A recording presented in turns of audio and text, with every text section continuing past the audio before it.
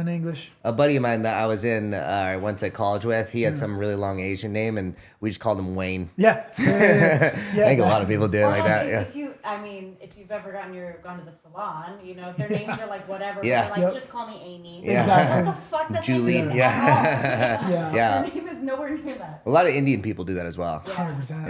Yeah. There was a guy at Jay's who used to, the first time I met him, he was like, my name's Kevin. And I was like, That's Your name's not dude. I was fucking like, Kevin. you can tell me to call you Kevin. Get outta here, Kevin. But I was like, but don't, you don't have to lie to me, Don't bro. Like, it's disrespect okay. me. You want this is better? Yeah. So slap that on, see how it sounds, and then you can have a better Gauge of like how I, oh God, my horrible voice. Dude, it's a pretty nice voice. Oh, thank you. Yeah, I like I'll it. take it. It's got a little rasp to it. Mm-hmm. Yeah.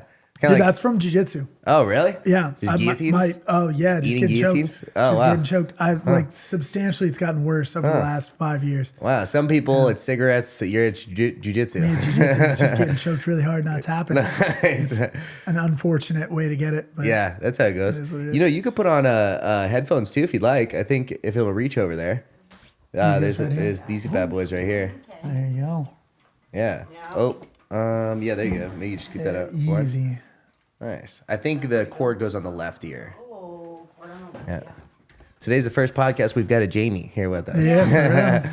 Her name's Mandy, but Pull that shit up. yeah. What's that? Is this on? Yeah, the thing's facing us. Oh, Yeah. Yeah, all the things face over here. I like it. Now we need a Jamie spot. I was always wondering how I could fit a Jamie in here.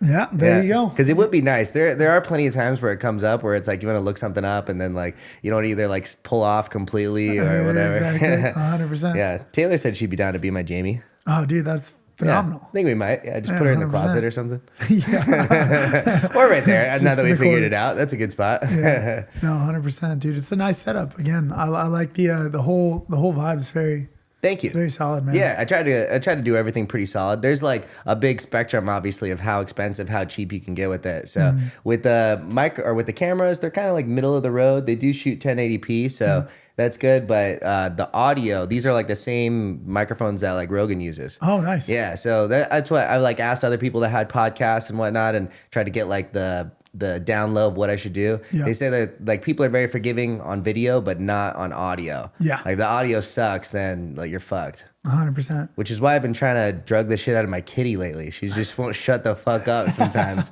Yeah, actually when Steele was here like a few weeks ago, she just was meowing nonstop.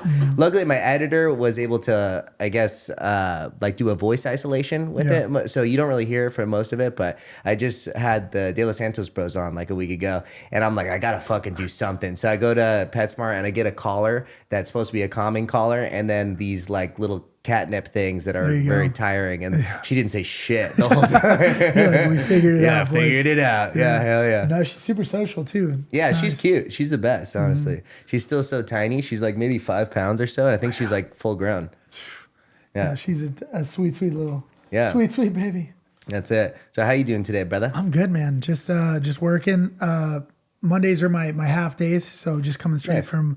We just do like a bunch of bar training. That's mostly, splitting my time pretty evenly just between training and bar stuff. Yeah, that's So- your life, just work and training. Nonstop. Yeah. Yeah. Trying to move it more to the training side, but the nice thing is I'm in deep enough on the work side that it's not overwhelming and it's rewarding. you know? Okay. Yeah. Like work is rewarding? Yeah. So we have just to give the kind of the whole rundown. So I started with these guys who have a restaurant group about 3 years ago. So Armando Hernandez and Nadia Olgan, they opened Tacos Chihuas 7-8 years ago. There's 3 of them around the valley. And then when COVID hit, I was working at this place called Ghost Ranch out in Tempe. And I met the chef there, Rene Andrade, and he was like, "Oh, dude, I'm gonna open a spot. Like, just wait. Like, you're gonna do the beverage program." And the restaurant industry, just as like a general rule, is like everybody's gonna open their own spot. So you're just kind of like, Oh, okay, sure you dude, are. yeah. And he fucking put his money where his mouth was. Nice. Like 6 months later, he's like, "I got the building. Like, let's do it." Oh, and he's like, yo, will you come Put it down. and you bartend over there? So I bartended over there, and then we opened a spot in Mesa called Espiritu. And so I moved over there. after that, about a year ago now, we opened a spot in Tempe called Cocina Chihuas.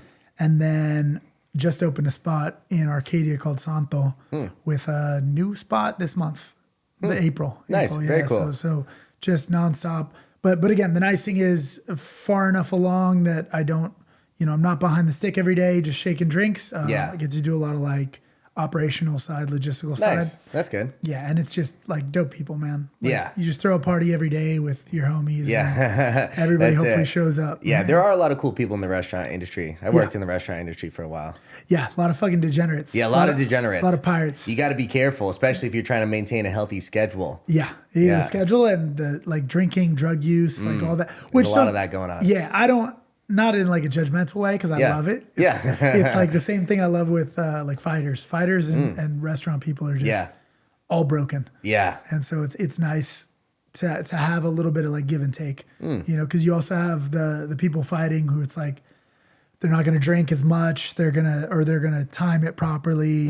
They have their camps, so they're trying to be a little healthier, a little bit better off, not do those. Like you're saying, get to sleep. Not go off the deep end. Yeah. That's why I do find it super interesting. Like the Russians or the Muslim people that like keep an extremely strict diet, or they don't even have to be that, but like the people that just are 100% all in. Hard discipline. Yeah, like zero drinking, zero anything. Yeah. It's tough. I mean, like you want to have balance in your life as well, but Yeah, sometimes balance, I think, does you a disservice, depending.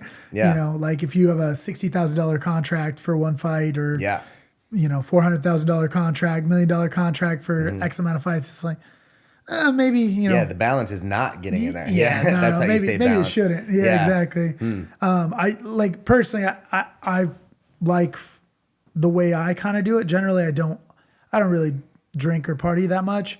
And then I just time it properly when I do, like right after a fight, Celebrate a little bit right after. Exactly. That's a good way. Yeah, but you can get caught doing that shit, backsliding pretty quick too. Yeah. You It's get into some momentum. You're like, oh, well, I drank last weekend. Might as well do it this one. 100%. Yeah, when you're on like a positive streak, it's like very easy. Once like you're past the first weekend or second weekend, you're like, it's easy. Like drinking is really not that big a deal. Yeah. But when you start getting in that routine of doing it every weekend, and then you can start doing it every Friday, Saturday, Sunday. Now you're like waking up hungover on Mondays. Yep. Or even like small stuff like a beer every night. That shit creeps in pretty quick. For sure. Joints are all hurting. And Yeah. you're like, ooh.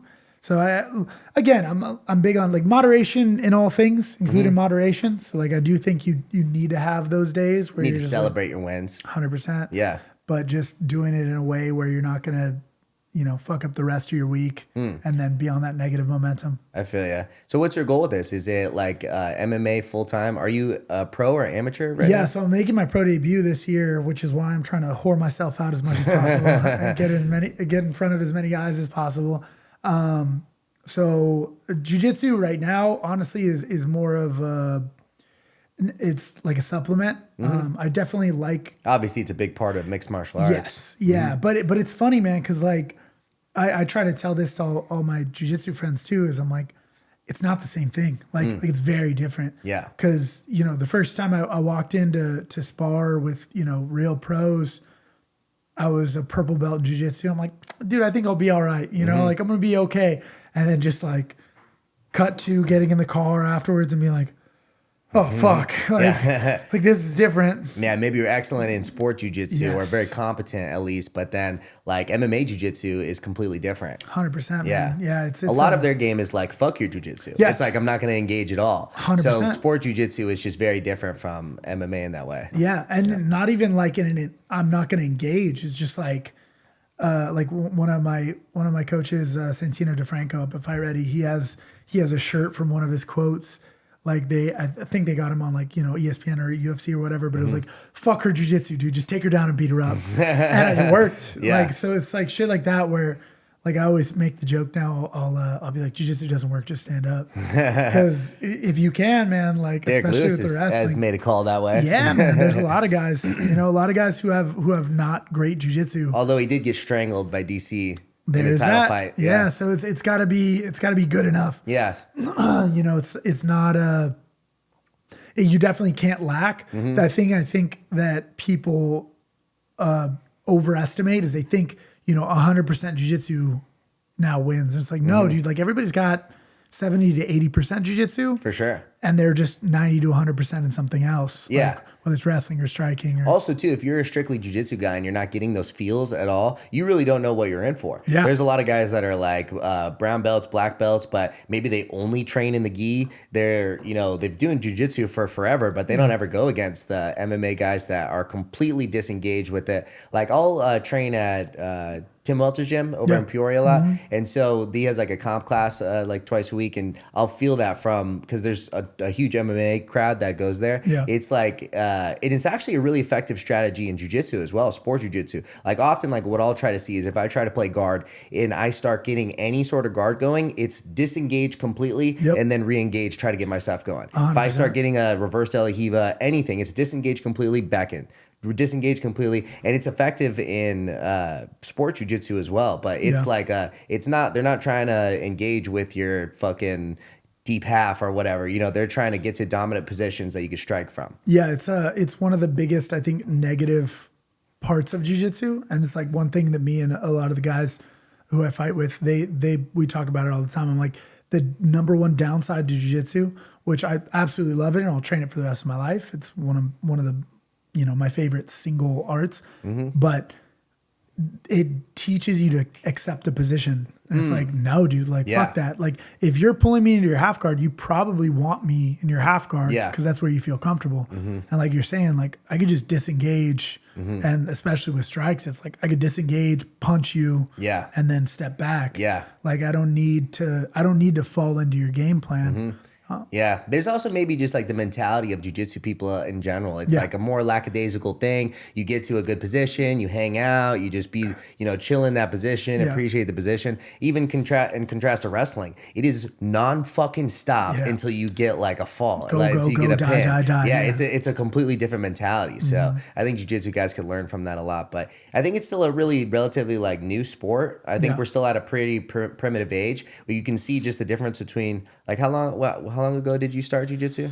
Let's see, it'll be 9 years. Okay. Yeah, 9 years in August. Yeah. So yeah. Okay, so pretty thing. similar. I've like been doing a little over 8. I see a massive difference from when I started till now. Oh yeah. Like when I started, leg locks were still very taboo. They were more widely accepted, but like at the place that I very first started at, they didn't teach it to white belts, like even blue belts where, it's not, and to now we've almost like overcorrected to leg locks really heavy. No, definitely. And that's actually, it's funny you mentioned that. That's a very kind of like, not contentious, but it is a big part of MMA too, where like MMA is kind of on a lag from everything else, right? Because the game has to develop in its specific place first before it gets brought to that, that format. And so where now I think leg locks are kind of being introduced. And it's one of those things, again, just like, no, fuck your jiu-jitsu. I'm just going to like just pound on your face. You can jump on the legs all you want. You're in perfect position for me to just ground you to a pulp. Exactly. Well, you see them happen, but they've got to be from positions where you can still defend the strikes. Yes. Yeah. And that's also the fun part, though. I think like, particularly with MMA, it's there's, I kind of have always thought there's 3 types of people who fight. There's like athletes, fighters, and then like warriors. And meaning like, a fighter is just like, you throw that motherfucker anywhere in the country, he's going to pick a fight with someone. Just a dog. Yeah, he just got that dog. Athletes, like I think like Tyron Woodley is perfect at it, or maybe it was Rumble. I think it was Rumble who's like, I don't even like fighting, dude. I'm just good at it. Yeah. Like I'm just a peak athlete. And then you have this kind of like warrior mentality where they're like, no, I'm here to like study the game. And so when you see people kind of studying, this works here. How can I implement it in this format? How can I implement it here? How can I implement it there? And that's one of the things I love about MMA is that, one, the consequences are so high, like just like jiu-jitsu, you get broken legs, broken arms, you get put to sleep. But 2, you have this format of like just problem solving where you're like, okay, well, I'm really good at leg locks. How can I do that without getting just stomped? Yeah. Right? Yeah, that's a good way to put it. I've heard like Rogan say like MMA is like complex real-time problem solving with dire consequences. Yeah. Consequences are very real, very man. dire. Yeah, much more so than jiu-jitsu. You could get legit hurt, in an MMA fight. In jiu-jitsu, the worst thing is maybe your ego gets hurt. Yes. Yeah, and I mean like realistically, even if you there's something about getting, limbs broken. It's I think since it's a relatively gradual pressure, like, you're going from, and it's one of the things I love about grappling, even in terms of like for self-defense, is that everything's gradual. Yeah. Like it very rarely is it 0 to 10. Yeah. It's always like, you go from 0 to 1, you get a takedown. Yeah. And then you get a guard pass, and then you get a pin. Yeah. And then you start working towards submissions.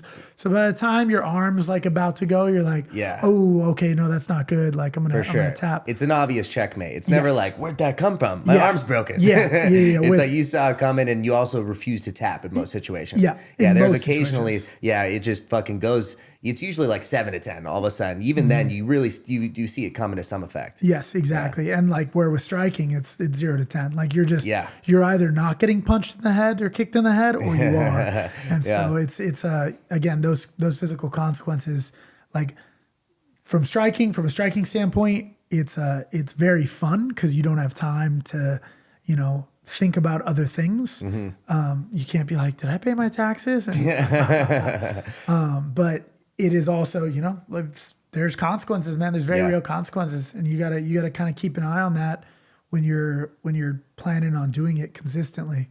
For sure. So you make your pro debut this year. Is it scheduled already? Yeah. So I think we're in talks with my coaches and my manager, beautiful, fantastic manager, AKA Jamie. Yeah, AKA I know, for real, Mandy. the Jamie of the day. But we're trying to set it up for June because realistically, I want to be more comfortable from my coach's standpoint of like, he's like, dude, I need to see you strike more. Yeah. Because all of my fights have gone relatively the same way. And how's that? Generally like, 3 rounds and then either TKO or submission from like a top position, but a lot of wrestling, a lot of cage wrestling. You're very wrestling heavy within it? Super wrestling heavy with it. And particularly. Did you wrestle before jiu-jitsu? So I did wrestling in high school, yeah, but only 3 years. Luckily, I was the school that I wrestled at in California was a pretty solid wrestling school.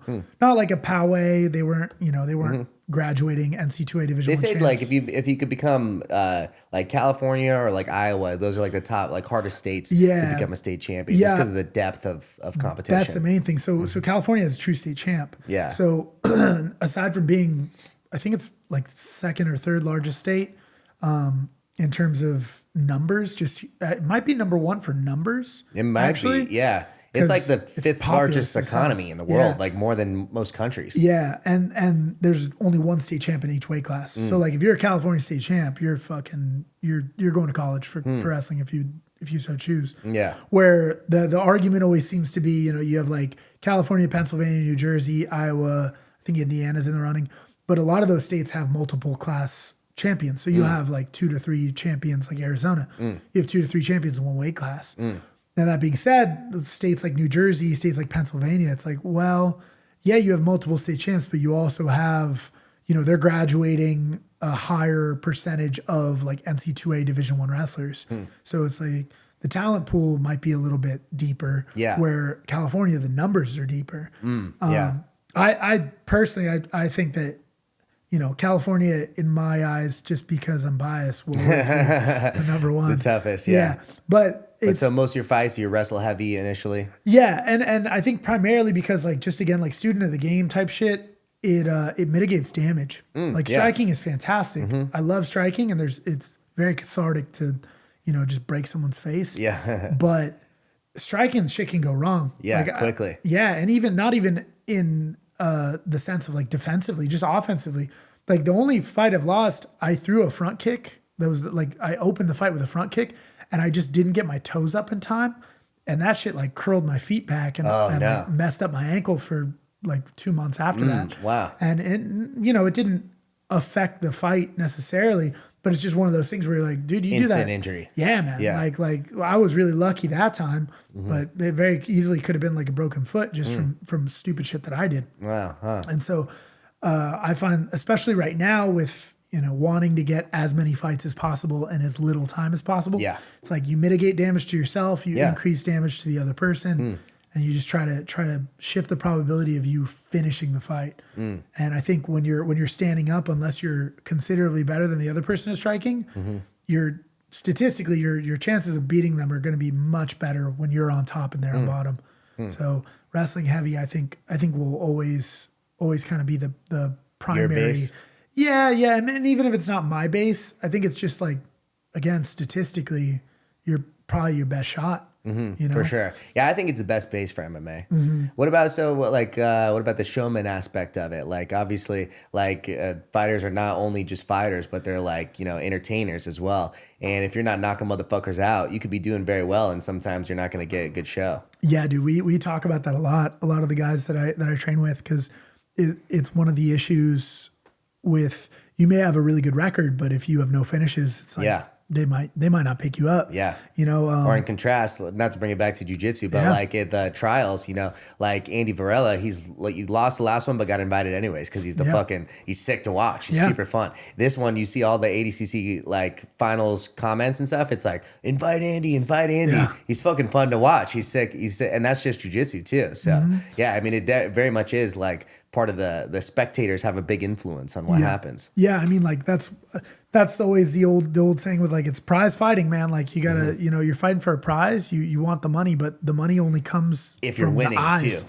Yeah, you need the eyes. Oh, that too. Yeah. Like because you look at somebody like, you know, unfortunately Tony Ferguson, where he's at right now, where it's like, dude, that fan base is so deep. Yeah. That people will always watch his fights. Yeah. But like, Which I hope he just gives it up now. Gosh. Yeah, you see a lot of that, which, you know, I don't like to. It's a weird. It's an identity, I think, at a certain point. You know, so They don't know what else to do. No, and not only that, but it's like maybe they just don't want to do anything else. Yeah, that could be too. Like there's some. I mean, I think Tony really did want to like go out on a win or something, but dude, now he's been fucking sent to the shadow realm by Michael Chandler and just like hurt bad his past couple fights. Yeah, I was there for that fight, and that was, dude. I was. Oh, really? Like, The one where Michael Chandler knocked him out? Oh, no way. Yeah, man, it was. Whew, just like watching, like. And he had never been put to sleep before. Yeah, dude, it was nuts. But I mean, like. That's also kind of part of the game. I think a lot of guys they get into it without realizing, you know, there's a time limit on everything. Yeah. Like you can be Mike Tyson, but you can only be Mike Tyson for so long. Yeah. Like eventually someone's gonna catch up. Eventually Jake Paul comes in. Yeah, that's what I'm saying. Yeah. Dude, that's so fucking annoying. Dude, nonstop. Yeah. It's the number one. I was at a Easter dinner with my lady and like her family, and immediately it's like, so what do you think about this Jake Paul thing? Yeah, every casual is like, so what's going on with Mike Tyson and Jake Paul? Yeah. I mean, that's what shows like going back to like the spectator sport of it, like the spectator part of it. These guys, I mean, he was a true like amateur, probably still is like a high level amateur skill level right now, but can get millions of views just because he's so popular with his name. Paul. Yeah. That's exactly what I was telling people. I'm like, don't get me wrong, like Jake Paul isn't bad. Like he's not, especially now at this level. Yeah. He's been doing it for like 5 or 6 years. He's got all the money to have the best trainers in the world. I mean, you could get, and he's solid. committed. He's committed too, man. Like that's why I'll try not to talk shit on him, because the thing is, like, nobody does the work for you. Yeah, like, it doesn't matter how much money you have. It doesn't matter the influence you have. Like, you have to still do the fucking work. For sure. And also too, like all the people that are crazy, you know, famous, rich, all that, and you know, not doing anything. I mean, they're putting it on the line. They're going out there risking it. It's, you know, like you said, a ton of work. And dude, at the end of the day, fucking good for them. They're making ridiculous amounts of money doing it. These MMA fighters that are all retired way past their prime that go and fight him are making more money in a single day than they did in the entire MMA career. Exactly. So, I mean, that's where I knock it on that side. Yeah, I do have like a substantial amount of respect for that. Yeah. For that end of it. Because I mean, you know, at the end of the day, again, it's prize fighting. Like, he who gets the prize wins. Yeah. You know, it doesn't matter if you're an undefeated world champ if you end up on the fucking street because you don't make any money at it. Yeah. And the unfortunate thing is I think that everybody, like me included, you know, we would do it for shekels anyways. Like we're not, you know, you don't do it to get paid. Yeah. And unfortunately that comes back to bite you in the ass, because you're like, nah, dude, I'll do this. Like, I do this for free. Yeah. And it's like, yeah, but you could get paid a lot of money to do it if you do it right. Yeah. And so it's trying to leverage that and have that understanding of being like, no, dude, you know, you gotta pick your hills to die on. You don't want to just be a sellout, but you can whore yourself out and go on every podcast and try to push your brand and, like, you know, build in some other ways where, like for me right now, I'm trying to launch a YouTube channel to do, like, you know, instructionals and breakdowns and just, again, man, eyes are, they're everything. So Yeah. you And if gotta it's build what you that. truly love, hopefully you can get it out in a good way. Yeah. Yeah. Yeah. I think passion I've found can help sell most things. Yeah, and also too, I think it's kind of like leaning in what part of you is like truly you and maybe uniquely you Yeah. too. Like it's interesting. It seems to be the most famous fighters have something that almost transcends the sport as well. Like you see, like I maybe have a bias towards them too, but like I see like Sugar Post and like Tim and stuff. Yeah. They make legit funny videos pretty often too. I don't know if you saw like Ryan Garcia and Oscar De La Hoya went on fucking what's his name's like the I forget what he calls it.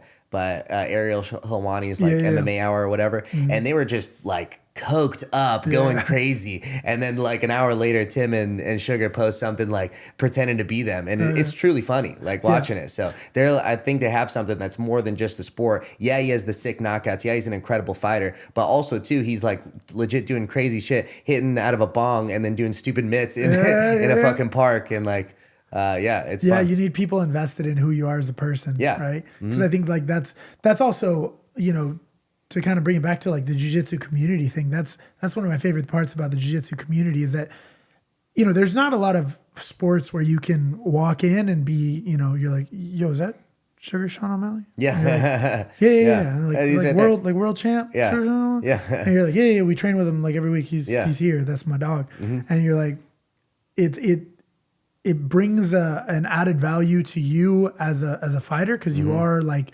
firmly entrenched in these people's lives. For sure. Like they want to support you. They want to see you succeed. Yeah. Like in no situation could you just go to a basketball gym and be like, is that LeBron? Yeah, no, exactly. It's not They're That's these, not like, LeBron. That's a tall black figments guy. of your imagination. Yeah, exactly. Every time. He is not like, there. Nope, just another tall black guy. Dude. Yeah. But like there's relatively no other sports where you can kind of capitalize on that as much because you just seem like this far away entity that, you know, that's like, oh, that's the dream to be that guy.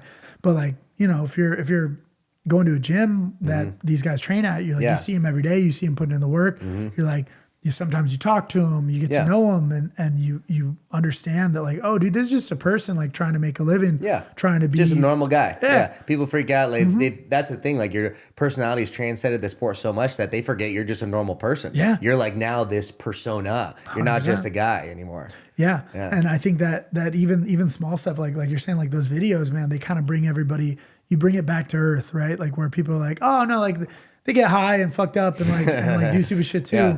Cause who fucking doesn't? Yeah. And so you can be a little more relatable and in turn sell tickets, which is the ultimate goal, right? For sure. Yeah. So you fight at Fight Ready, you said? So like Henry is there and stuff? Yeah, so I do Henry my jiu-jitsu. Yes, I do my jiu-jitsu at J Page's Jiu-Jitsu and MMA in Tempe, and then my MMA up at Fight Ready up in North Scottsdale. So we got like Henry's up there, obviously. It's crazy Kelvin. How short that guy is. Dude, he's a little savage, man. That he's guy, a monster, an absolute monster. It's crazy to watch him work, man, because it's nice because you see it from the end. Like I'm not homies with him. I just very, respectfully in passing, like, hey man, good to see you. But he probably wouldn't know like who I am. But that being said, a lot of the guys I train with him, they're the homies, and just to see the work ethic that they put like every day, man. Like training, lifting, running, and it's just like it's work. Yeah, for sure. It's their 9 to 5. That's one thing. It's interesting that Henry's gone like almost like a weird way with his persona. He would like he did something that was like cringe king. Yeah, he was super cringy, and then he leaned into that. Yes. Like it's one thing when people lean into the bad guy, but I think he was the first guy to lean into the cringe guy. Yeah, it's funny. I think he's also like pretty self-aware about it too. Oh, like, for sure. Like he calls himself, I think, the cringe king. But you would never, like in person, you'd never be like, oh, dude, that dude's so cringy. No, not at all. Yeah. Like, oh, you're just selling tickets. He puts more on the persona. But because outside of that, he's an Olympic fucking gold medalist. Yeah. Like that's something that few people on earth ever are able to say. So, I mean, and he's the triple C. He has had 2 titles at the same time, plus an Olympic gold champion. That's sick. Yeah. And I think it's funny, man, when I think the cringe is like just like being inauthentic. Like meaning that, they're kind of like Colby, because Colby's a little cringy too. For sure. And it's like, but if you talk to anybody who knows Colby, they're like, no, he's a really nice guy. Like, he doesn't talk shit at all. Yeah. It's not who he is. It's not, yeah. And it's like, he was actually on this crazy fight win streak in the UFC, like a 9-fight win streak, and was about to be cut. Exactly. And then was in Rio de Janeiro and called the Brazilians a bunch of filthy animals. Yep. And got the crowd going crazy. And after that, like, it got him all this notoriety, and he just leaned into that real hard. And that's what I mean is, like, you know, I think when you lean into the cringe, that's their you know, respectfully, that's their sellout. It's that, like, I don't want to be this person, but I'm willing to do it for, you know, to facilitate what I want to do. Yeah. Whether that's, like, you know, becoming a world champ, or even, I mean, it's the same fucking thing people do with their 9-to-5s, right? They're like, I fucking hate this job. I want to leave every day, but they have a family, or they, you know, they have financial goals, or, you know, they have something that they want to reach. Yeah. And so I think people can, like, read that off of you. And I think that's why Connor did so well, because he was like, that's authentically him. That's who the fuck he is. Yeah. Like, that dude could be playing ping pong with you, and he's in your ear talking shit. The whole time. Yeah. The whole time. And so I think that's kind of the balance to strike. Like, my personal feel is, I hope I'll never have to be, you know, inauthentic. I think that genuinely, like, if you're genuinely passionate about something and you can, you know, communicate that well, I think you'll always have a fan base in some way, shape, or form. Yeah. But I also haven't been presented with that opportunity. Yeah. You know? Well, also too, I think it is trying to find the, like, authentic avenue of whatever it is. Yeah. And, like, I think talking shit is the most obvious one because of maybe Connor, or because of, you know, maybe even, like, some of the boxing greats too, Muhammad Ali. Like, they just got him such notoriety that maybe this is the obvious one. And you're about to fight. It's easy to be like, you're a bitch. Yeah, exactly. That seems obvious. But, like, I think, like, there's other people that do it very well that are not that too, you know, like, I don't know, maybe like Habib. Obviously, he just has this crazy win streak, but he was never, like, you know, talking shit to anyone. He was just authentically him, really interesting person, and fucking went out there and dominated people.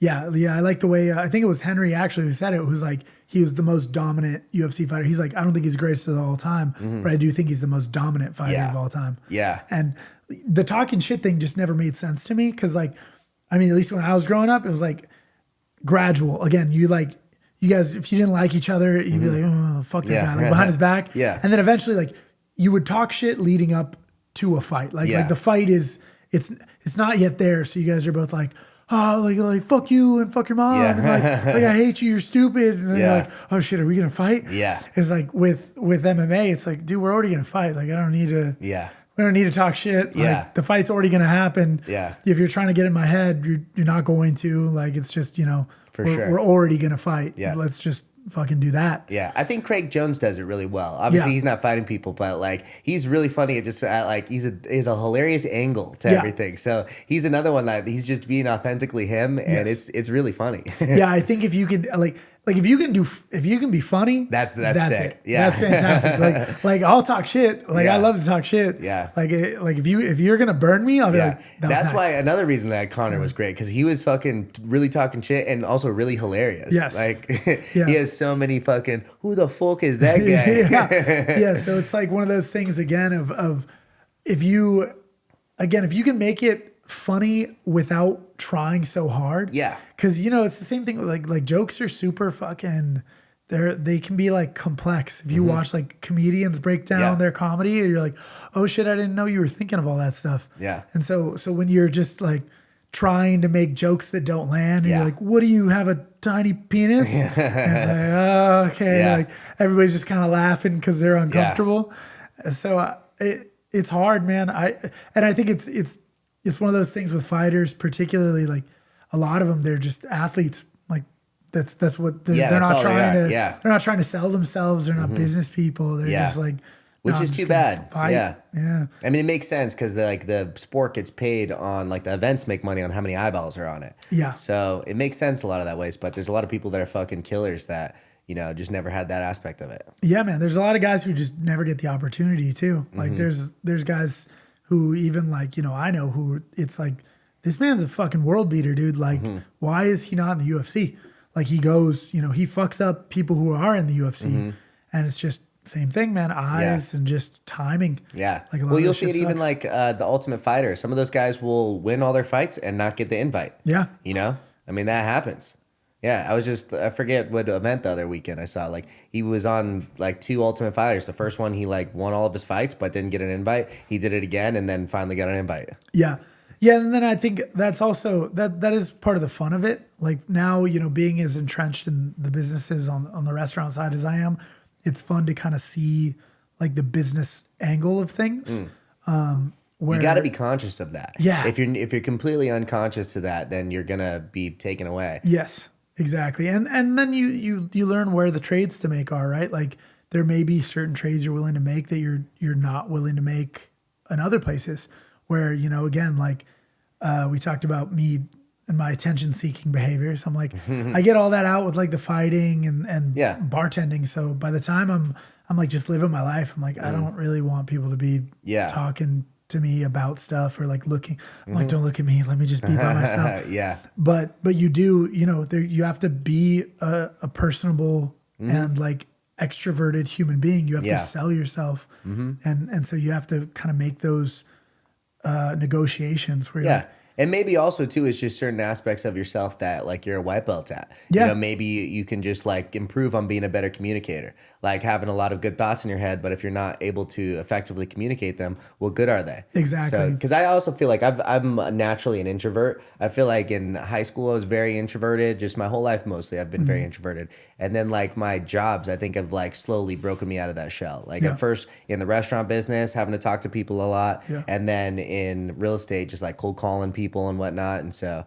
I think through that I was able to develop my communication skills better. And then I was like, dude, what fucking better way to keep that going than starting a podcast? 100%. And that's inviting boys over, just chopping it up. 100%. That's exactly, I think, my personal like kind of vendetta as well with the like trying to start the YouTube channel, trying to like we actually are, when I say we, again Jamie over here, Mandy, we got really lucky with these guys at Earn It All, where I'm going to be helping them out with the MMA portion of their app.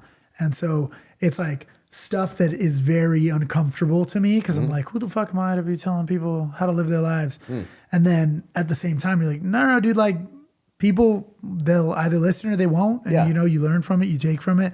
You do, being this far into the game by this point, it's like, you should know more than the vast majority of people. For sure. Yeah. So now it's, it's your job to, again, get out of the like little white belt routine of being like, well, no, I can't teach, what do I know? It's like, well, you know more than somebody who knows nothing. For sure. So just teach them. That's okay. Exactly. And it teaches you in turn. Yeah, provide something valuable. Just try to do your best at like what you have learned. Obviously, you've been training for a long time. You've got some good stuff to tell people. Yeah, that's the hope. Yeah. I guess we'll find out when they all get their blue belts. But yeah. So what is this app thing? It's the Earn It All. So it's this program they have. It's like an online coaching program. So they do like fitness stuff. They partner with a couple like charities and stuff from what I understand, retired like tier 1 units. So like retired SEALs, retired Rangers and stuff. And they'll do like gun courses, fitness training. Adam and Justin, the guys who run it, they are both like just savages themselves, but they're working on getting kind of this whole community together. And I mean, they're off to a pretty good start. I don't know I think they're at like 15,000 followers on Instagram. And nice.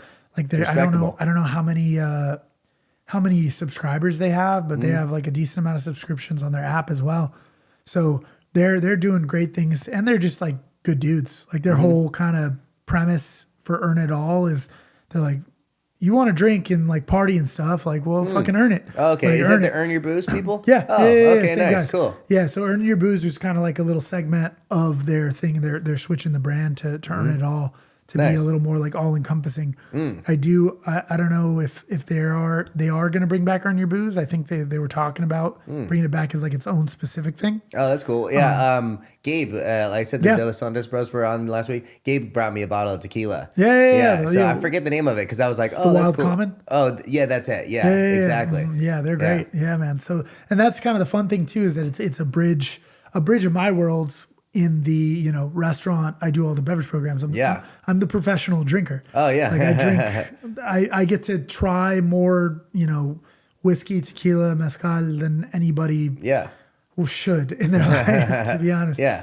but it's nice because you get a little bit of knowledge on that back end where where like I know the brands that I'm like, no, dude, these are great people doing good things. That's really cool. Quality product. Yeah, it's like bridge of the two worlds Yes. together. You can like really effectively sell it to the people. And 100%. Yeah, you know the whole backstory. Yeah, and it's not, not selling out in that regard where I'm like, look, I don't drink all the time, but when I do, I prefer Dos Equis. Yeah. But it's just stuff like that where trying to branch out, which I think is one of the worst things athletes are just, they're just not good at doing it. Like we're just horrible at marketing, which is kind of funny. Yeah. I think maybe people are in general. It's just like something that like people get into fighting not realizing they have to be a marketer as well. Yeah. I mean, I know some people who market themselves too well. Yeah. there's a lot of people out there who are like, I'm the best to ever do it. Like, here's my Instagram, follow me. And it's like, bro, you don't do anything. Yeah. You just sit around. For sure. But like athletes in particular, it's just, I think they don't always see their value, and it's a very much a thing where they're just like, well, I'll just win everything and then you'll know who I am. Yeah. And it's like potentially that's one strategy. Yeah. but Colby Covington, same thing, right? Yeah. Like he was winning. Yeah. He was on a huge win streak. He wasn't going to get re-signed. Yeah. Nobody cared. And so it's trying to find that balance of being like marketable but also not purely relying on that, because that's how you get like a Jake Paul. Yeah. Which For sure. Again, respectfully, he does put in the work. Yeah. But he's not doing it in the same way another amateur boxer would, of just like taking all these fights coming up and like polishing himself, working his way into it. Yeah. Well, I think one of the big differences is like, what is he, like 26 or something like that? Something like that. Most people in boxing at that age have been training for 20 years to get to that level, literally since they were 5 or 6 years old. So they are incredible by that age. Yes. He was able to skip all that and then just, have like, also too, it's a big difference between MMA and boxing, which I find very interesting, is that you'll get a lot of warm-up fights before the big go. Like no matter at what level, if you've been off for a little bit, they'll throw you a warm-up fight or two, but like before. So in which like in MMA, it's not really the case. Like when Conor got knocked out from Dustin Poirier, it's like he'd been off for like 2.5 years or 3 years or something. They should have given him Frankie Edgar or someone, like someone that's like, it's obvious what's going to happen, but this is just getting back into the walk of it, getting back the whole, the shaking feel of off things. the ring rust. Yeah, exactly. I think that is real. Yes. Yeah, it's one of the things where I don't know if it's positive or negative, but boxing does better than any other sport of like building a character. Yeah, like for they sure. build their hero. Yeah. And to the chagrin of everybody else, because like nobody wants to be Ryan Garcia's 25th fight. Yeah. Because you're gonna prop him up. Yeah. But like at the same time, that is how you get these 50-0. For records. sure. Yeah. And for everyone along the way, it's an opportunity to prove yourself against a great person. So why not take that opportunity? Yeah, I think UFC, honestly, and the UFC is by far and away the kind of the premier organization. So I think it's the pinnacle. Yeah. And I think they were responsible. I think they wanted to take it more in the direction of the NFL than like WBC. That makes sense. Yeah. It's like the company's prestige and being a part of it is you got to show yourself within the company, just like the NFL or NBA. But it's less about the individual and more about like the fucking group. Yeah, you're in the league. Yeah. Like you made it to the league. You made it to the show. Yeah. And so for better or worse, because which I do like about it on a spectator and even on like just that fucking dog, like you have to take the hard fights. Like you are getting, you're never gonna miss, Muhammad Ali in his prime. Yeah. And like that is one thing. Yes. Yeah. Like in boxing, we'll have these greats that didn't fight ever until they were 40 each. Or like and Floyd and Pacquiao. Yeah. Right? It's like, which was the worst. Yeah. You get these people who duck each other for their whole careers. Yeah. They had 10 or 15 years that they should have fought. And they can. They could have. Yeah. But they just never did. Yeah. But there's no governing body kind of like making it happen. Yeah. Because everything's just lawyers and contracts and, oh, well, you have to have a perfect record. In boxing, you got to have a perfect record. Yeah. Is it the case like in boxing, it's like there's basically like 10 different UFCs like type things? Because then there's several different organizations. Yeah. Because like they'll have like 6 or 7 belts or something. It means they're like a champion in each one of those organizations. Yeah, exactly. Right? Yeah. So you have like the WBC and then, all these other organizations that each have their own champion. And so that's why when you get like a unified champion, it's like a big deal. Yeah. Yeah. But again, if you're a champion in this league, and you're like, I don't think it's smart for me to take this fight yet. Yeah. You just give each other the runaround for sure. forever until they're out of their prime or you're in your prime. Yeah. And in some ways, like, it's fantastic for the boxers because, they make insanely more money than your average MMA fighter. 100%. But also, too, I think it's the case that the average MMA fighter makes more than the average boxer. I think so. Yeah, I think at the peak, it's not even close. Like, Yeah. the top guys in boxing make so much more than top in UFC, but the average person, I think, actually makes more. If you're on the UFC roster and you're just taking fights, no matter what level, you're making more than just if you're a pro boxer. Yeah, exactly. And I think, honestly, I would like to see it. I don't know what Dana White's kind of idea is with the no sponsorships other than, like, I know his thing is like he wants it to be like the NFL. Like he wants it uniforms. He wants it to look professional, all this stuff.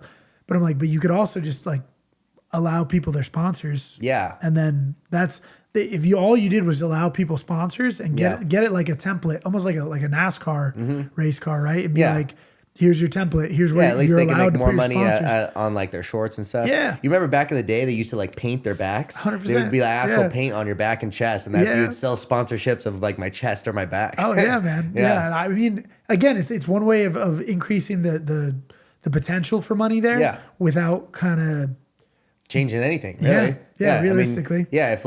they just allowed sponsors, I guess it would take away from the UFC's bottom line. If like the sponsor shorts aren't the ones that are paying the UFC, then that would be the difference. Yeah, that's where, and again, like, one day I hope to meet Dana. I hope he signs me one day. I hope I get good enough, and then I'd like to just kind of see what the train of thought is, because realistically, like, that's the one real big downside to the UFC that everybody brings up, that I'm like, again, Underpay. now, and from what I've heard and seen, like, some guy did an analysis because he's a reporter, I think, and he was interviewing Dana, and he's like, oh, well, like, give me the numbers. He's like, you don't even know what the numbers are. And he was like, that's what Dana asked That's the guy? what Dana said to the reporter, because he's like, well, how are they underpaid? You're saying they're underpaid, but you don't have the numbers. And the guy like went and actually did the math, and I think he said it was like every other major governing sports body pays, I want to say it was like 50% of total revenue to their athletes. And, obviously that breaks up differently. Yeah. And he was saying, I think the UFC, it's like 30% or 38% or something like that. Interesting. And so he's like, so here's the numbers, which now, What did Dana say to that? I don't think he responded. It was like he didn't actually ask know in on the person. time, he like and he came back. reposted it on Instagram. I'm sure he probably saw it at some point and responded in some way. But and again, in a lot of ways, it's his business, man. Like, he can run his business however he wants. Yeah. And it's up to the fighters and it's up to the managers and everybody else involved to be like, to hold out, to whether it's unionize or just make the decision like, no, I'm not fighting for that. For sure. And that's or become so big past the sport. But it's like, I mean, obviously, it's one person. Yeah. Yeah. Because, I mean, he did like make, or at least he said he made $50 million in the Cowboy Cerrone fight, which that wasn't a huge fight or anything. I think most people, he was probably a super heavy favorite. But, I mean, that's an incredible amount of money to make in a single fight. Yeah. And I mean, but, conversely, that's what Mike Tyson and Jake Paul are making, right? So I don't think so, though, actually. I think their pay-per-view numbers are not even close. Dana talks about it pretty regularly that, like, if their pay-per-view numbers are what they say they were, they'd be hosting events every week. Yeah. Like, if that's how much, if they were making that, if they had that many views, they'd be making enough money where they would be doing it so fucking regularly. Now, I think they probably do make a good amount of money, but I don't think it's anything like that. See, that's what I was gonna say, like, about kind of being on now having a little bit of like the business aspect of it. It's like where I've been involved in like what actual like P&Ls look like and like all the back end stuff where you're like, oh, that's why people do the things they do. Yeah. And it offers you a lot of sympathy and empathy towards like people you never thought you'd have sympathy for. You're like looking at billionaires, you're like, dude, I don't want that job. Yeah. Like, no, exactly. Like, you can have it, bro. Like, I'll fight people for a living. Like, I'm good living my life the way that I live it. Yeah. And so I would be really interested, hopefully one day when I'm a rich and famous and powerful fighter, I can have that conversation with Dana and just kind of pick his brain, because I know that they were talking about Sean Strickland too, talking to him about fighting Jake Paul. He's like, yeah, I'll fucking do it. Yeah. And Hunter, one of the higher ups of the UFC, was like, they don't make money, dude. Like again, like you're saying, Yeah. if they did, they would do it all the time. Yeah. Well, I think they make serious money, but not like not like Yeah, the not- Floyd Mayweather's, any of them. Because the thing is, it's like for a lot of those guys, they could pay him $1 million or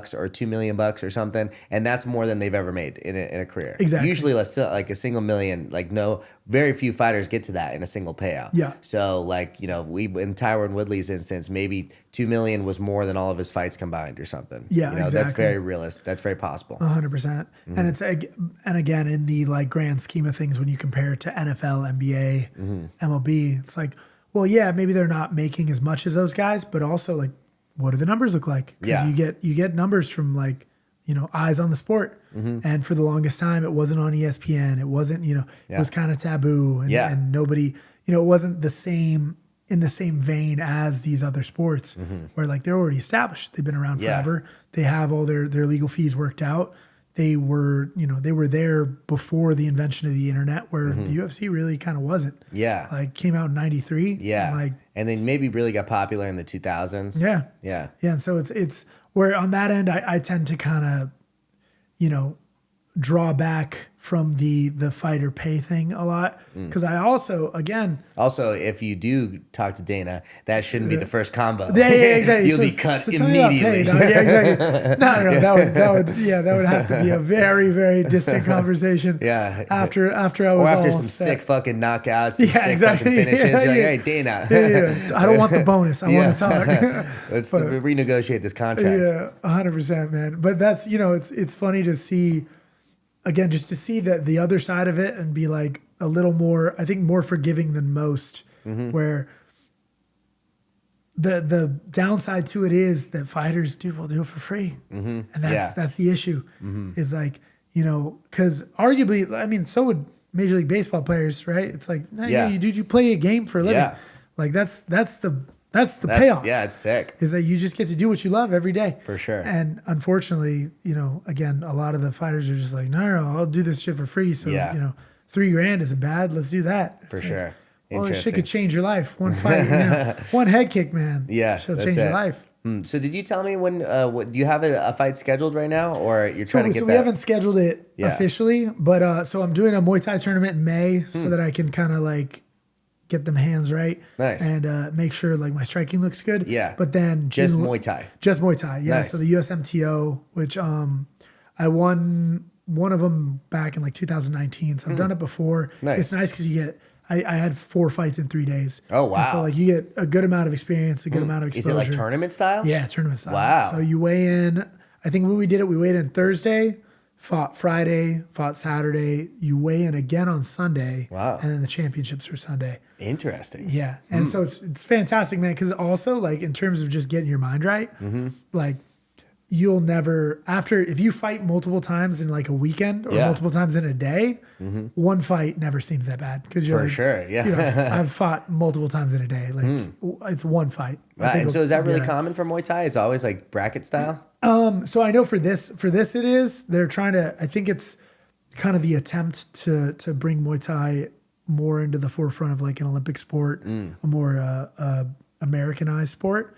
So I know they've had the doing USMTO, it like bracket style like is the tournament- attempt? Yeah, Oh. I think so. Especially for like, because it technically is amateur. Yeah. Right. So having that kind of format, same with like wrestling, right? Oh, maybe like jiu-jitsu. pro Muay Thai, like you have a single fight at a time? Yeah, generally. Yeah. So as a general rule, like pro, and it's because now you're getting paid. So they're not going to, Yeah. they would back in the day. I mean, Vale Tudo style, you'd have, it was quite literally prize fighting. You just showed up, 16-man bracket, one man gets paid. Yeah. And so Yeah. it could also, And you wear could go that headgear way. and stuff in the amateur? For the amateur ones, Yeah. yes. Different brackets have different rules. So like some of them you wear shin guards, you wear elbow pads, knee pads. Or like elbows aren't Headgear. allowed in some of them? Exactly, Yeah. yeah. So I'd be doing the advanced bracket, which is like everything's allowed. So you get elbows, knees. But it's, again, I think just kind of their way to bring it more into the forefront of like the American sports world. Do people cut weight a lot in Muay Thai? Not as much. So that's why they do 2 weigh-ins, because they want to get away from cutting weight. 2 weigh-ins, so like what, each day, or how does that So work? you weigh in the day before and then the day of the championships. Oh, okay. So you Huh. have like, or it might be day of day of your first fight and day of championships. I forget exactly. It's been a little while, but yeah, their whole kind of idea with that was like to stop the weight cutting. Yeah. Because if you're cutting, 30 pounds, that's a 2-day minimum job. And if you're fighting multiple times, seems dangerous. Yeah, exactly. I mean, it's dangerous with a single fight. So to do like multiple fights, it's wild. Yeah, and so they're trying to get that kind of more systemized, and I think they're actually, I say they, like it's this group of people, but I think as a general rule, like Muay Thai is making a push. Like I saw that the Thai government has made it kind of their primary export, so they're actually going to move into belt colorings for Muay Thai to kind of like legitimize instructors, and then I think they're in talks with it becoming an Olympic sport. Either it's in talks or it's already on the books. It's hard to follow all the Brazilian Jiu-Jitsu, judo, wrestling, Muay Thai, MMA, but I think that's the general kind of goal of it. And so it's been cool to see that in and of itself become a thing, because Muay Thai is fucking sick. Yeah, it is cool. I trained at Golden Air Muay Thai for a little bit. Oh, nice. Yeah, so Bob runs it. Oh, really? Bob Okay, runs does he? MTO. Nice. Yeah, so Bob Carmel and then Nick. Yeah, Chastain. Who's his primary guy right now. Yeah. But I think it's Bob and Tiago who does Seton. Okay, so I think they're kind of the heads of the MTO out here. They're kind of the governing two of the main governing guys. And if that's wrong, obviously I don't fucking know what I'm talking about. But I'm pretty sure, because Bob usually gives like the rundown of the rules and everything. Interesting. Yeah. That's cool. Yeah, but it always tripped me out that Muay Thai wasn't more popular, man. Because that's like what people want to see when they go to the Thailand. UFC. It's popular over there. Yeah, 100%. But like with Americans, because like when you watch, you go to any standard UFC and there's always like stand them up. Yeah, it's like, bro, that's all Muay Thai is. Yeah, exactly. And it's got elbows and shit too. That's sick. Yeah, yeah. And like I just don't know what the hold up on it is. I don't know. But they're trying to make a push for it, including like again the Thai government, man, is trying to push it out there. How crazy. Yeah. So how did you originally get into fighting? So I started wrestling in high school when I was a sophomore. So I got into it a little late, which always bummed me out. But then moved out to Arizona for college to go to ASU, and was out here and just like, just doing stupid guy shit, just going out partying, trying to like, pick up every chick you could see. Yeah. My buddy said he's chasing fat girls his whole 20s. I love that form. Powerful. And so I was just like kind of aimlessly just living. And I was a bit of an athlete still, like I was trying to walk on to ASU's track team at the time. Pole vaulted in high school and then a little bit in like community college and stuff. So I was decent at that. And just needed something, like I've just always been really competitive. Yeah. And so I just need something to like just focus it. And just started doing Brazilian Jiu-Jitsu at Jay's, his old location. Nice. Which was Kyrene. Yeah, which was, like a third of the size that it is now. And just fell in love with that. From there, I've always been a bit of an extremist. So I was like, well, what's the next thing? What's more Brazilian Jiu-Jitsu? And so I started training some striking. Did Muay Thai and talked to Jay in like 2019. Was like, dude, I'm gonna go hard into this. So 2019 started fighting, and then of course COVID hit. That kind of shut everything down, and so I had to pull back from taking fights for a year, 2 years, whatever it was. I think my next fight was like 2021, and then just hit the ground running, man. Nice, loved it ever since. So how many amateur fights have you had? 4-0 in Muay Thai and then 4-1 in MMA. So 9 total plus, whatever jiu-jitsu and wrestling. Yeah. I always tell people, I'm like, those records don't really count. Yeah, not quite the same. At least not until you hit black belt. Like once you hit black belt, sure. Yeah. But, well, and even like we were talking about before, like sport jiu-jitsu is just sport. It's not necessarily like a direct correlation to it's not MMA. It's not going to tell you how well you're going to do. And I mean, same vice versa, right? Like MMA also doesn't tell you how well you're going to do in jiu-jitsu. Yeah. And like, there's a lot of white belts that do MMA. Yeah. Asterisk white belts for Yeah. sure. Yeah, they definitely just smash asterisk. you. Yeah. But yeah, or heavy wrestlers too. Yeah. they just don't. There's have, also plenty of guys that are that just like think they're just gonna get it done on the feet. No. Yeah. I mean, I think it's less and less common as like the sport of MMA evolves. Everyone has to be well rounded, but I mean, there's people who do it. Yeah, no, 100%. And I mean, like, I think it's one of those things where if you just have decent enough anti-wrestling, you can, like Sean O'Malley's a perfect example. Like, just don't get taken down. Yeah, you don't have to exactly. be good on the ground. You just have to prevent it from getting to the ground. Dangerous on the feet. Also, the whole style works well. He's like a good counter puncher too. Yes. So Yeah, he reads really well, so he can kind of set stuff up. Yeah. Particularly against wrestlers too, right? Yeah. And so that's again like the game study part of it is trying to figure out. You have all these attributes. How do I win with these attributes against this guy with these attributes? Very interesting. I'm curious how he's going to do against Marab.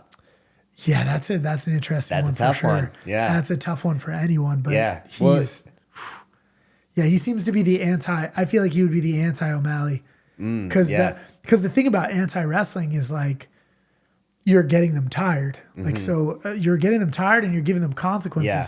Or, setting traps too, like trying to get maintain distance. You got to be a master of distance. Yes. Yeah. Cause I mean, also fucking Aljo's no joke either. No. He was a heavy favorite going into that fight and put him to sleep. Yeah. Yeah. And I mean, like more in Marab's sense, I guess it's kind of the, you waste energy a lot with like wrestling when you get your takedown stuffed. Yeah. And so eventually, that, and then the consequence of being like, well, I'm overextended. Yeah.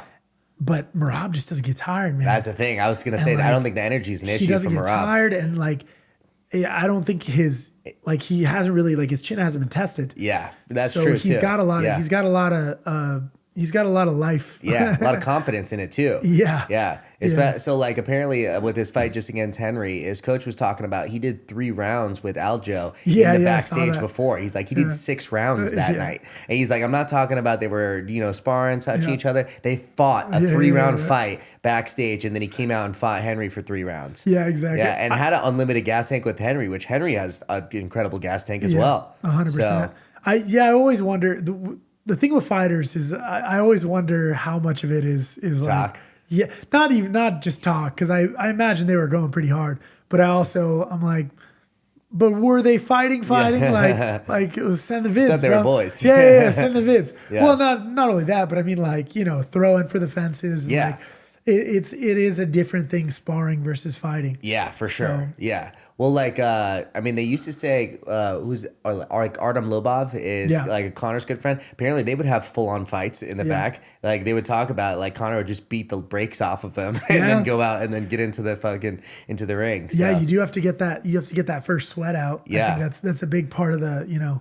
when you're. I mean, not only that, maybe it's like when you get to that level too, like he just really just didn't give a fuck about like your partner's health or anything. That's that's not even a thought in the mind. Yeah, that's kind of the politics of MMA. I think that people don't realize as much is like any combat sport, right? But like if you've got a UFC title fight coming up, and it's like, oh, you guys have this other pro who's his weight, who's like he's really good. It's like, well, if that dude elbows him and cuts him up, like everyone's gonna lose it. Yeah. But if it goes the other way, it's like everybody's like, dude, he looks good, bro. He looks good. That was a good elbow right now. Yeah. So that's kind of part of it. I think that's also part of having a good team behind you, of having the guy, an Artem Lobov who's like, I just have to get beat up right now. Yeah, exactly. Like, that's my job. Yeah, maybe that's how Aljo felt. Like he knows the severity of it. He knows everything. He's like, I'm down to fucking throw hands right now. Yeah. And I mean, he's got the control too to pull back on any shots he would need to pull back from. So that I'm sure he probably wasn't trying to put his lights out necessarily, but I mean, they're probably going harder than your normal sparring session. Too. You'd hope. Well, I mean, where it makes sense for me is that like if Marab does have that kind of cardio, like you do have to get that first sweat out. And so it's like, if you're just in fucking pinnacle peak shape, like it does take a lot to get that first sweat out. Oh, for sure. So you do basically have to have a fight. Yeah. Yeah, he's got incredible shape. Did you see a video of him like diving into, I want to say it was just a hotel or something. So I don't know the exact distance, but it was the length of like an Olympic pool. He dove underwater and swam all the way across holding his breath and then came up the other side. Yeah, I believe it. Yeah. That's also that his style of training, right? Yeah. Like there's that. Yeah, it's there's, unlimited gas tank. Yes. Which is such a weapon. That could be the greatest weapon. If there's Oh, yeah. anything to develop to the fucking 10th degree, like it's probably your gas tank. Yeah, that's like that Dan Gable. I think Dan Gable was like, cardio makes a coward out of anyone. Yeah, for sure. So, yeah, dude, you get anybody tired, their chin gets weak. They start dropping their hands. Yeah. And so I think that's one of those things, again, where you talk MMA math. It's like, how do I use these attributes? Yeah. If you can just get that attribute all the way there, that Yeah. Nate Diaz, no gas tank, it's never on empty. That's a tough one to get to there. Yeah, man. Yeah, that's probably the toughest one. I think it's honestly, I don't know, because I think it's toughest like mentally, but in terms of like skill, like Yeah. it's not a skill. You You gotta push fucking yourself just more go. and more and more. Just yeah. go. Maybe that's what it is in the gym, like constantly getting more and more and more deeper waters constantly. Yeah. But I mean, at some point, I guess unless you're training just, maybe 3-4 times a day, at some point, like you can have very good cardio in the gym, but it does feel different getting in the, like in a competition. Oh yeah. Yeah. You gotta have that adrenaline dump manage right away. that. Exactly. Having that fucking ability to have that unlimited cardio with all the eyes on you is a whole nother thing. Yeah, the mental aspect is pretty substantial, man. Like that's, I think, the one thing that, like, I think everybody should fight. Like that's the soapbox I'll die on. Like everybody you should fight, you should train. Like even if you just train, I think you should have a fight at some point. Yeah. Like particularly like maybe like high school age. Yeah. But one of the biggest things is like just managing that mental capacity. Because like one of the things, especially for like the kids that I coach, I remember one time this kid was like, I don't really want to do this. And I was like, why? Like, it feels weird. Like it was like their first competition. I was like, oh yeah, you got like butterflies in your stomach, huh? And they're like, yeah, I don't like it. And I was like, good. Like that's like butterflies in your Lean stomach. into that. That's the blood leaving your stomach. It's running to your muscles. It's fueling you. You're like, oh yeah. And I'm like, you a little shaky? They're like, yeah. I'm like, good. That's your nerves. Your nerves are starting to fire faster than they could without it. You're like, everything kind of feels a little freeze framey. Like your eyes feel real open. I'm like, yeah, that means your visual cognition is processing faster than you ever could. Like you're turning into a superhuman for 15 to 20 minutes at a time. And it's like when you can kind of shift that perspective into that direction, which is easier said than done. For sure. Because it's like you can make the same argument about a car crash. It's Yeah. like, oh, you have all the time in the world. This like, is good. Time dilates. Like you're a superhuman. It's like, No, but that's a really interesting way to think about it. I've never thought about it that way before, because this is all, you're getting into the flight or fight mode. Yeah. Everything is happening. Your body's preparing yourself. All these nerves that you're feeling, everything that you're feeling is a good feeling. Lean into that. This is good that this is happening. Yeah. It's like a stoic principle, like amor fati, like love of fate. Everything that's happening is happening exactly how it should be happening. 100%. And like rather than thinking that, oh, I'm not feeling it, this isn't good, all those little feelings you're feeling are exactly where you need to be. yes, and I think, in the reverse, you should also be really concerned if you're not scared. It's like, at some point, it's like, no, dude, like you're gonna go into a fucking cage with another human who's trying to break your face, and like break all your bones, choke you unconscious.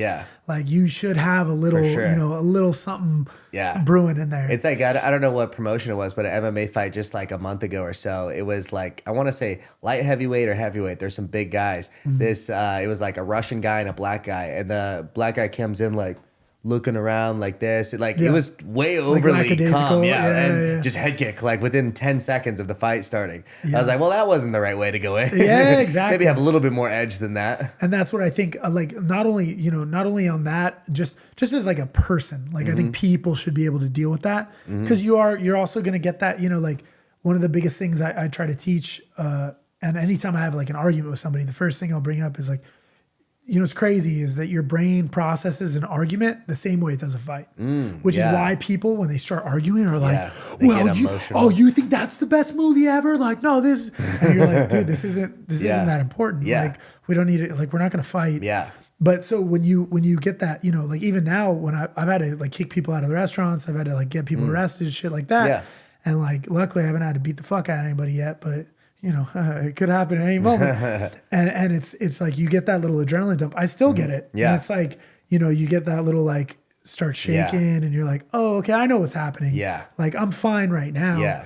But it's good to feel it, but operate calmly within that feeling. 100%. And being able to know, like one of the biggest things I think is also know when you're not fighting. Like you have to know like, oh, okay, we're just talking right Yeah. now. I may feel all of this, Yeah. but I need to direct it For appropriately. sure. It is really impressive too when people are able to have like a really contentious disagreement where people really feel opposite ways and they're both, you know, or at least it's usually maybe one person is remaining extremely calm. Yeah. That's really impressive. Yeah, and that's again where I'll die on that soapbox of like I just think everybody should learn how to fight because it just checks all the boxes. Yeah, it really does. Because then you realize like that's real danger. Having a conversation is not real danger. Yeah, you know. Yeah, and not only danger, man, but like even like I was having a conversation with somebody the other day where they're like, "Oh, dude, you got all these beverage programs you got to run and you got to be on top of all these people and delegate and." I'm like, dude, nobody's trying to kill me right now. Like this is nice. I like this. Yeah, exactly. Yeah. So an order doesn't get in time, and we're running a little short on product. Like that's fine. Nobody's trying to choke me. Nobody's trying to break my arms. For sure. Yeah. And also too, like part of being a man, like I think as you like go higher in the strata is being able to effectively deal with stress. Yes. The more effectively you can deal with stress, you don't have to be like, if you see like the most successful people in the world, they're not necessarily the smartest. It's not the people with the highest IQs. It's the people that are extremely inept at dealing with stress. Yes. You know, you've had this whole fucking mini universe that you've created where it's going to just implode on itself unless you're just doing fucking constant Aikido. And that is like how you become more successful. The way like the universe sees like gives you this stressful event, how do you respond to that? How is how are you doing to you that? or for you? Yeah, exactly. You respond to that really well. The universe gives you another test, a bigger one, a greater one. Yeah. And every time it's just going to be more stressful for you and sees how you respond. If you cool away, it's going to be like, all right, you're not ready yet. Yeah. And that's one of the like little light bulb moments I got was I was listening to this guy talk about like particularly men because they did this study in men where they were like trying to figure out, what does make someone successful by our standards. Right. And they were talking about a man, like one of the markers they used was like, well, men who work 40 hours or more are more likely to do charitable things with their free time and like fit more things in. Like they'll coach their kids' soccer team. They'll like, go do soup kitchen on the weekend, some shit like that. Versus somebody who on the other side has all the time in the world, doesn't work. Yeah. And like they're unemployed. They usually do less. Where it's this thing of like, oh, this stress, like this can be a good thing for you.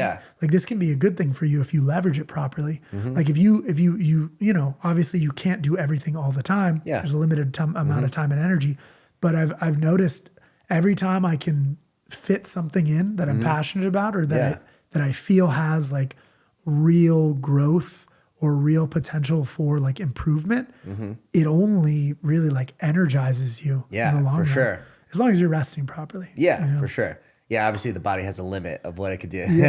Yeah. Right? It's like how you do one thing is how you do everything. If you're like lazy in your day-to-day life, you're not going to all of a sudden want to do some hard work on your days off. If you're fucking constantly getting after it in your day-to-day, like you want to get after it all the time. Yeah, I love that you said that because that's been like one of my favorite quotes that I try to live by like nonstop. Yeah. And I try to instill it mostly with our employees. I'll have like conversations where I tell them, you think this is some like shitty like stepping stone? It's not. Where not even so much like I've said almost those exact words where I'm just like, dude, this I understand for most of you like this is a stepping stone job or this is a transitional job. Restaurant work for the vast majority of people is. But I've never seen anybody who was a shitty server become good at anything else. Yeah, exactly. Like they're just shitty at something else too. For sure. I'm like, again, how you do anything is how you do everything. And beyond that, like, do you really just want to spend all your time just being fucking pissed off at a shitty job? Yeah. I'm like, just quit. Yeah, exactly. Like, that's fine. For sure. Or be happy, try your hardest. Like that's all I try to do. So that's all I want to ask from other people. For sure. And it's a hard pill to swallow too. Because everybody, everybody's always like, no, dude, like I don't, I bartend, but I'm really a rapper. Yeah. And it's like, but you're not, dog. Yeah. Like, And honestly, you're probably not putting in fucking work in the studio. If Also you're not that. putting in work here, you're not putting in work over there. Almost It's like your guaranteed. body is like runs off momentum. Yes. And if you're just like think you're gonna turn it on like when you feel like it or when it feels good, it doesn't matter what job you do, anything, it's all gonna have difficulties towards it. It's not gonna like, oh, I'm gonna do what I love. I think that's another like kind of bullshit thing that's said a lot is like follow your passion. Yeah. Only do what you're passionate about. I think what that translates is like only do things you're having fun at. Yes. There's gonna be plenty of things that you do, even if you love what it is, that's not fun. You Yeah. know, you gotta really just like fucking give your all at all times. Otherwise, if you're lazy in one thing, you're gonna be lazy in another thing. Yeah, it's funny. Me and my coach, Santino, were just talking about this the other day, particularly like I was like, don't get me wrong, dude. Like I love America. I'm like very, very much a patriot. But I do Like fucking Russia's hate. kind of sick. No, yeah, also that. But I'm like, China, I love their systems are just beautiful. No, but I was like, dude, honestly, I think what really fucked a lot of people is the idea of like the American dream. In the sense of everybody has this thought of like, you should only do what you love always, and you should make $1 billion at it. Yeah. And it's like, no, dude, like some people are fucking gas station attendants. Yeah. And like, that's not a knock on you. That's No. just like, that's what you can do. Yeah. And you can have a really good life like that. For sure. But Yeah. instead you're sitting there like, nah, dog, like I'm a rapper. Yeah. Like I'm a rapper. I'm going to be Yeah. a rapper. It's like, you're not though. You're not putting in the work. Yeah. You're not willing to put in the work. You may not be smart enough. You may not be strong enough. You may not be X, Y, Z enough. Or like, to make it kind of less fatalist, you might not be willing to put in the work Yeah. to be smart enough, to be strong enough. For sure. So you may not be willing to make the sacrifices needed to sacrifice. Yeah. And maybe that job at the post office, just doing 40 hours a Yeah. week is like enough to provide for your family or whatever it is. Like and some people are very content and happy with that. And you got to just do whatever like works best for you. Yeah. Some people aren't meant to work all those hours and do whatever. And you got to just make sure you're staying happy in your life. Yes. Too. And that's where I think the issue is because like, I think so much of your fulfillment can just be like being useful. Like you don't even need to do like, Oh, that's you true can too, be a yeah. musician and post like a mailman, right? Yeah. Like they're not mutually exclusive, but just, you have to have the understanding of like, no, we need mail people. Like, Yeah. like we need people to deliver the mail. Yeah, for sure. That is a job that needs to happen. Yeah. Like in order for this society to function. Yeah. So like you can do that. And if you're willing to put in the work, you can do this other thing too. But like you gotta, like you said before, you some shit's just boring. Like Yeah. even I love fighting to my core. I'll do it for the rest of my life. Bag work for an hour is not fun. Yeah. And it's not supposed to be fun. That's another thing we were talking about, me and my coach. He's like, no. Part of the best thing about it is that it's boring. Because when you sit on a bag for like, even for 5 to 10 minutes and you're like, I'm just going to work on my jab. And then like you get bored and you're like, okay, well, like how can if I step jab or like and get off center and then come back with a 2 or maybe like I use my step. So like boredom forces creativity. Yeah. You don't just get to be creative. Like it has to be forced. Yeah. And so I think a lot of the give and take of like finding a passion is, what are you willing to be bored with? What are you willing to like suffer through? Yeah. It's not like you're at like a 10 of 10 excitement at all hours of the day. No, you Yeah, shouldn't you're be. not going to be. Yeah. No. And that's why I've always loved the concept of Valhalla. I'm like, you fight all day. Like it's just, like fighting can be fun, yes, but it's also just suffering and pain. So like you take that, it's like you suffer and pain all day, and then you do the thing, you die in battle, and then you get to party all night. You get to enjoy it because you already did all the work. You already you put in all that you had to put in.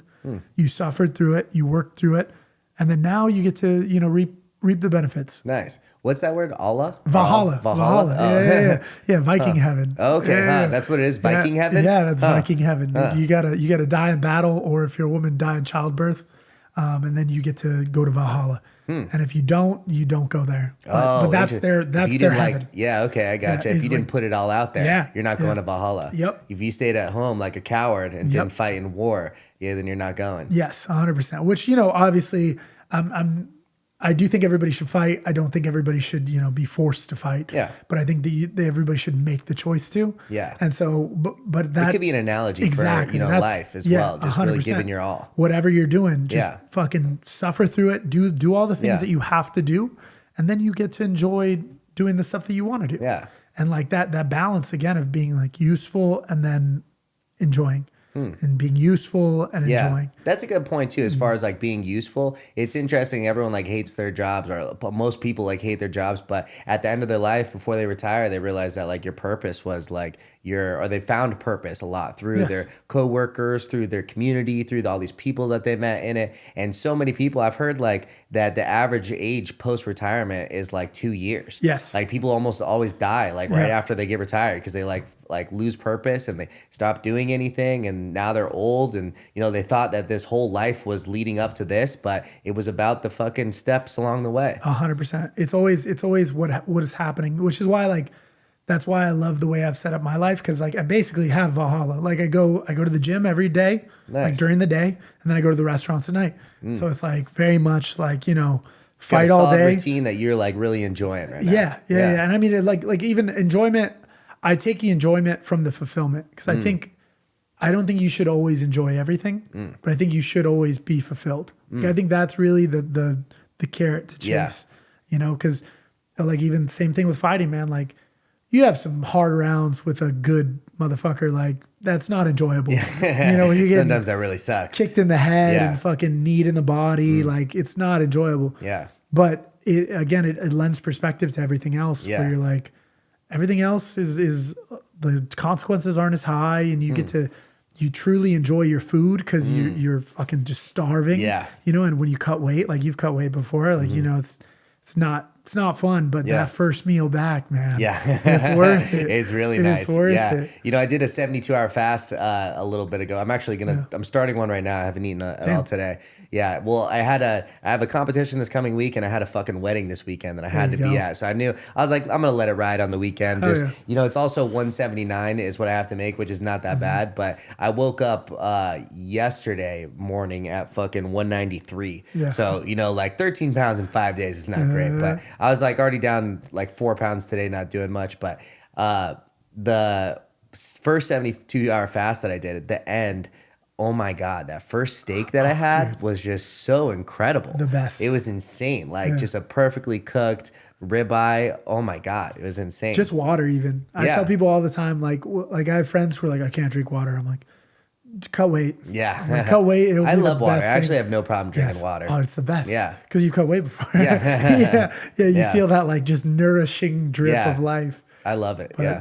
Yeah. It's what are you training for? Well, it's like Combat Sports Report, I think is what it's Oh, called. okay. It's Yeah. that like really long named one. Yeah, I think Like, so. we were Yeah. making jokes, but it's like Spartan CSR. Invitational, Combat Sports Reports, Yeah. Sports Fighting Yeah. Tournament. Yeah. Yeah, it seems interesting though. It's his first time doing it in Arizona. It's nice. like a real interesting setup. So I wanted to like experience it from within. Is it like a 16-man bracket same day? 2 16-man brackets plus super fights. Oh, nice. Are you doing the brackets or the super fight? The bracket. Oh, Yep. sweet. Where's it at? Tempe, I think. Oh, sick. Yeah. Yeah, man. It'll be, that is also one of the cool things with where jiu-jitsu's at now, is that like it is kind of becoming more mainstream. And so there's more, I think like more tournaments like Yeah, that. more Like, is this one opportunities. paid? Yeah, the $1,500 if you Yeah. win. See, so like even Better than nothing. No, Better than 100%. a $3 medal. It's not bad for Yeah, a weekend. and also anyone can sign up too. So There you go. not bad. Yeah. It's real cool what jiu-jitsu is doing right now. Yeah, Fucking- I feel like it's where like MMA was in the 90s with yeah. that like prize fighting. Yeah, again. just like offering little prize fights or here and there. 100%. Yeah. I mean, I do really want to see IBJJF kind of go the way of, I would like them to kind of become a governing, well, maybe not them, but I do want to see a governing body emerge for professional jiu-jitsu where it does become more like a league. And I do think it would be possible. I think Brandon McCatherine's trying to do that. Yeah. Yeah. So what I want to see from it is just kind of like essentially the way that the pro fighting is, where I don't know what he's doing exactly. I've heard kind of like peripherally, but I would love to see like, even if it was IBJJF, you have your brackets, your white through black belt, and then you just have your pro division. Yeah, And it's maybe like your champions of the weight class. Yes. Yeah, and then you Or have people not who, even weight class. Like literally, you just sign up for the pro division. But once you sign up, it's like fighting. Like once you go pro, you can't go back. So like that'd be you can sign interesting. up at white belt, blue belt, purple belt, whatever, and it's paid. Oh, that would be interesting. Like separate amateurs from Yes. pros a little bit more. Yeah, and then that way you can have the registrations pay kind of funnel into paying the athletes. Because I think it would be. I feel like it has to be possible. Yeah. I think the whole sport's just really still at an infant stage. I think Yes. there's still a lot of room for growth. I think we're trying to figure it out as a sport too. There's so many fucking different rule sets and stuff. Like that's part of the challenge of it. Yeah, always. And I mean, it's just especially from like kind of the more professional side of it. I think thinking like it's funny to see, some guy going with Demetrius Johnson. Yeah. It's like, that's That just, is- yeah, that's that is pretty unfortunate funny. for you, dog. Like that's Yeah. DJ, bro. Like it's like one of the things his that's life. cool about the sport that you can sign up and fucking potentially go against one of the greatest of all time. Yes. But it's also it like shouldn't really be the case. No. That DJ's paying $200 to compete for some shitty medal. Yeah. You know. You shouldn't go play pickup with fucking LeBron James. Yeah, like, exactly. You shouldn't be like, Yeah. oh, who's on your guys' team? Yeah, And you're like, LeBron. Oh, okay. Yeah, I guess we're probably gonna Yeah. lose. But again, it's a nice part because it is accessible. But at the same time, to like legitimize the sport, I think they just need a professional avenue. Yeah. And they don't really have one other than fight to win, the Yeah. random Grand Prix. I honestly don't even know what the prize is for ADCC. I don't think it's that Craig much. Jones posted something like I think just today that he said he's made 10 grand getting second place. And that's Yeah. at the highest level. That's so what I'm saying. It's not much. Yeah. It's not going to pay your yearly bills. Yeah, So I don't know what first place gets. I'd imagine maybe 20 or 25 or something. Yeah. So I mean, it's still pretty solid, but Yeah, it's definitely better than nothing. yeah, it's better than every other tournament is Yes. paying. But yeah, I think there's a lot of room for growth there. Yeah, and it's hard because it's also how do you kind of funnel the next group, right? With basketball, football, baseball, you have the high school route. Yeah. Right? You have High high school, school, college. you Yeah. have club, you have It'd be travel. cool to see like call it or jujitsu in the Olympics. Yeah. And then maybe like if you could get an Olympic gold medal for being the top jujitsu guy at your weight, maybe that would like help it out. Yeah, I think that always works to legitimize, but dude, I'm just stuck on like the money side of it. Yeah. I think you just got to figure out a way to pay the athletes. Yeah. Particularly just because otherwise, how does the sport evolve? Yeah, I think there's enough interest in the sport to make that happen. Yeah. But yeah, I mean it's tough. I mean I've tried to run a tournament and it's not easy to Yeah. make it. See, again, I mean it's not sympathy easy and to empathy for people you never Yeah. thought. You're Yeah. like, this shit's so easy. You just tell people when it's ready to go. Yeah, you just pay them, and that's it. That's all you have to do. No. 100%. Yeah, I mean, it costs a lot of money. So I'm still figuring it out. This combat sports report guy seems like he's doing really well. Like Yeah. it's his first time in Arizona. He's got full brackets. Plus, he had a more expensive sign up fee than I did, and he's almost running it exactly like I did. I had $1,500 payouts for each bracket and all this. So What do you think the main like issues were with running it? with mine, Yeah, what issues did you run into? probably not enough signups. Like if I could get full signups, that would help a lot. Like the response to it has been incredible every Yeah. time. Mandy was there. Like I think everyone who was there had like a ton of fun. The athletes had a ton of fun. Yeah. This last time I had 18 matches, 15 ended in submission. So guys were fucking Yeah, sending they were it. Like getting as far after as it. percentage wise, like ending in submission, that's more than any tournament that I've ever been to. Yeah. And so, and then also too, the attendees was way more than the first one. I think part of it's just like getting past those, like everyone thinks, oh, some guy's starting a tournament. It's going to be like shit out of a fucking cardboard box Yeah. and something, but then they show up and it's sick. Yes. So unless you showed up though, you really don't know what it was like. So Yeah. I think the more the word spreads, the more I'm able to do it. The more I talk to people too, because I'm obviously just lacking skill in a certain area. I think part of the promotion part, I think is what maybe I could do better at, having a more professional approach rather than me just being like, hey, motherfucker, sign up to my Yeah, tournament. I think doing it like that, because this combat sports report guy, if you watch his videos, it might as well be on Flow Grappling. Like Yeah. everything looks extremely professional. So, I mean, that's one clear difference I've seen so far. And I'm going to have lunch with him too and just try to figure out, Just some pick his stuff brain. I could do better. Yeah. Yeah, that's always been very interesting to me because I think anytime I have issues with something now, I'm always just like, do I think I could do this better? Because I probably couldn't. Yeah. So I'm going to just shut the fuck up. Well, that's the thing. Yeah. Yeah. I mean, like, yeah. So I said it before. I was like, if you see something that you don't like, you basically have 3 options. Yeah. Number 1, you can bitch. Yep. Number 2, you can try to do something better, create something, an option that is like, okay, they're doing it wrong this way. This is how it should be done, and go out and do it. Or 3, you could just shut the fuck up. Yeah. Because that's really your only 2 and option. 3 really should be the only options. Yeah, it should be. honest. Yeah. So, I mean, that's really your options. I mean, plenty of people really just choose number 1 because that's the easiest. Yeah. It's easy to point and see like how wrong they're doing it. But then, I mean, and I felt like I see some clear, obvious things that people are doing wrong. And I'm trying to fix those. But it's a lot of learning process. I mean, like the fucking UFC, like I think went 40 million in the hole before it like went profitable. So Yeah. I think there's a lot of just figuring outside of like the business aspect of it. Yeah, 100%. I think that's one of the things that I've learned from the business side of it is always just get like 80% of the way there. And then that last 20%, at least you'll have some like revenue, stop the bleed. Because everybody waits until they're like, no, it needs to be perfect. It needs to be perfect. I'm like, you're never going to do You're it. gonna figure, you're gonna have to figure it out. You're gonna make mistakes. Even if you have a perfect idea, logistics are gonna fuck you every For time. sure. Well, that's something that is interesting because it's like Gary Vaynerchuk talks about it. Ideas are essentially valueless. Ideas mean almost nothing. It's about the execution of it. Yeah. You can say you had this great idea, go out and execute on it. That's the difficult part of it.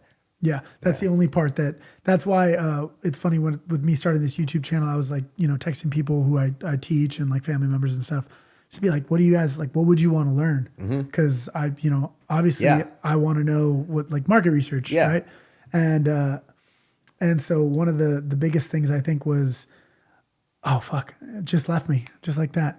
Wait, so you're talking about Gary Vaynerchuk? Ideas, The ideas. execution. Oh yeah. So the ideas thing where I was like, I talked to a couple of people. They're like, well, yeah, but just like don't give away all your techniques, because like that's your secret sauce. Like you gotta keep that.